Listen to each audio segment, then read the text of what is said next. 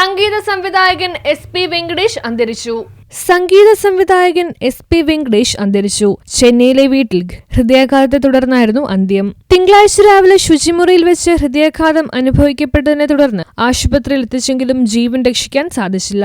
1980കളിലും 90കളിലും മലയാള സിനിമയിൽ തിളങ്ങി നിന്ന സംഗീത സംവിധായകനായിരുന്നു SP വെങ്കടേഷ്. 150ലധികം സിനിമകൾക്ക് അദ്ദേഹം ഈണമൊരുക്കി.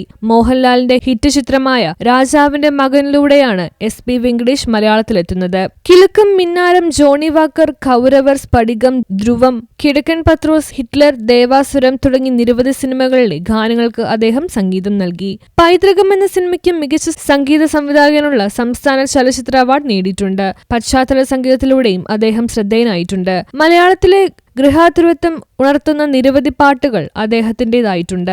1968 മുതൽ വിവിധ ഭാഷകളിലെ സിനിമകളിലെ ഓർക്കസ്ട്രയിൽ അദ്ദേഹം ഭാഗമായിരുന്നു. പിന്നീട് 71-ൽ സംഗീത സംവിധായകൻ വിജയ് ഭാസ്കറിനൊപ്പമാണ് സിനിമയിലേക്ക് എത്തുന്നത്. 80കളുടെ തുടക്കത്തിലാണ് സ്വതന്ത്ര സംഗീത സംവിധായകനായി SP വെങ്കടേഷ് മാറുന്നത്.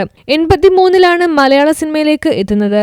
രാഘവൻ മാസ്റ്റർക്കൊപ്പം പ്രവർത്തിച്ചിട്ടുണ്ട്. 90കളിലെ അദ്ദേഹത്തിന്റെ പാട്ടുകളിൽ സൂപ്പർ ഹിറ്റുകളല്ലാത്തവ വളരെ കുറവാണ്. ശാന്തമീ രാത്രിയിൽ പോലുള്ള ഗാനങ്ങൾ ഇപ്പോഴും പ്രേക്ഷകരുടെ പ്രിയപ്പെട്ട ഗാനങ്ങളിൽ ഒന്നാണ്. News bureau, Kochi.